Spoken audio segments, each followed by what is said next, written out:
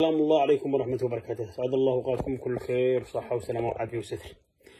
المقطع هذا إنساني، وفي هذا الشهر الكريم وهذا الشهر الفضيل جعلنا الله وإياكم من عتقائه، قولوا آمين. إلى محمد بن زايد وإلى العليمي مناشدة أخوية بحق الدين، بحق الشرع، بحق القرآن، بحق القبيلة، بحق الأخوة، بحق الصحب، بحق كل ما أوجد الله في هذا الكون من شرائع. هناك يمنيين مسجونين في الإمارات منذ 7 أشهر، منذ سنة، عشرات رجال الأعمال والتجار اليمنيين، إن لم يكونوا مئات. منهم من عاش في الإمارات من 20 سنة، منهم من 30 سنة، تجار يمنيين من التسعينات، وتم اعتقال العشرات والمئات منهم قبل سنة، وقبل بعض وآخرين قبل 7 أشهر، وتم زجهم بالسجن بتهم كيدية. السجون ملعن في الإمارات. هذا الرسالة رسالة أخوية، وأتمنى من كل شخص يسمع هذا المقطع أن يعمل بأصله وأن يعمل لوجه الله سبحانه وتعالى. قالوا ناس منهم قالوا حوثي، وناس منهم قالوا تهرب ضريبي، وناس منهم قالوا مدري ايش، هم تجار يعني لو يعني في تهم معينة كان ما يزجوا شيء بعشرات وبمئات. هذه إلى محمد بن زايد بحق هذا الشهر الكريم مهما كانت، بحق هذا الشهر الكريم إذا في مخوة، وإذا في عروبة، وإذا في إسلام، وإذا في دين، وإذا في شرع، وإذا في رحمة. أمهاتهم يبكي ليل ونهار، زوجاتهم ليل ونهار، أطفالهم محرومين منهم منذ ما يقارب العام، الطقوس رحم.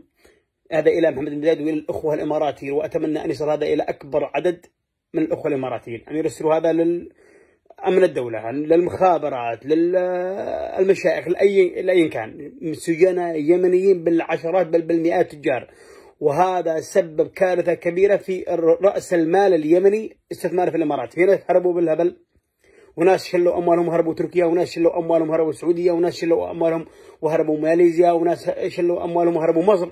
يعني تخوفوا من أن يحصل لهم ما حصل الأصدقائهم.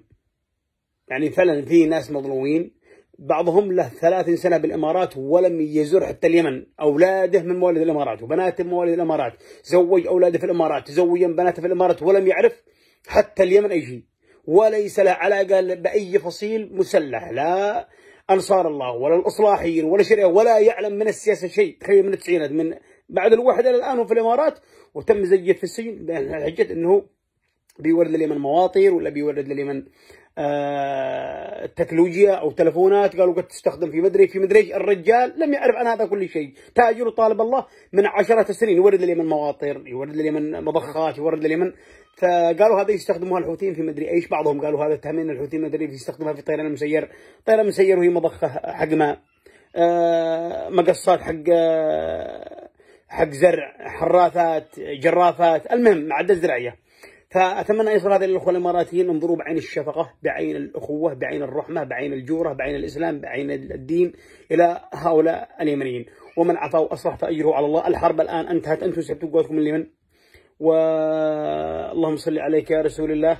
والآن احنا في هدنة، واليمن مقبل على أمن وأمان بإذن الله رب العالمين. خلاص أي تهمة قد اتهمتم من قبل، الآن الأمور طيبة، وعلاقاتكم ستعود مع الحكومة اليمنية الحالية ولا التي ستلحق إلى بر الأمان. ونتمنى منكم أن تطلقوا صراحة في أقرب وقت. الرسالة هذه للأخوة الإماراتيين، وأيضا رسالة للعليميين، تراها الإمارات بكرة وبعد بكرة.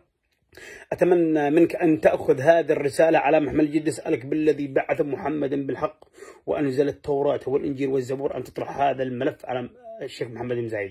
قلنا في أخوة من اليمنيين، عشرات ومئات اليمنيين، تهم كيدية، وبعضهم يعني رموهم بالسجن ولم يتم محاكمتهم، ولم ينقلوا إلى النيابة، ولم يسمح لهم بأن يطلعوا محامين. خذ هذا الملف بعين الإنسانية. الأخوة في المجلس الرئاسي، هذا الأخوانكم منكم فيكم، هذا أيضا من الجانب الاقتصادي. هذا تضر سمعة الإمارات، لأنه عشرات ومئات التجار ورؤوس الأموال بملايين وعشرات ومئات الملايين الدولارات.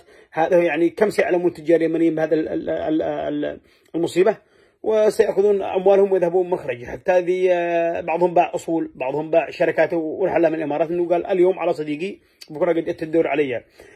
فنتمنى يعني أن تصل هذه الرسالة إلى المجلس الرئاسي وإلى الأخوة في الإمارات، وأن يتم الإفراج عن هؤلاء الأخوة اليمنيين.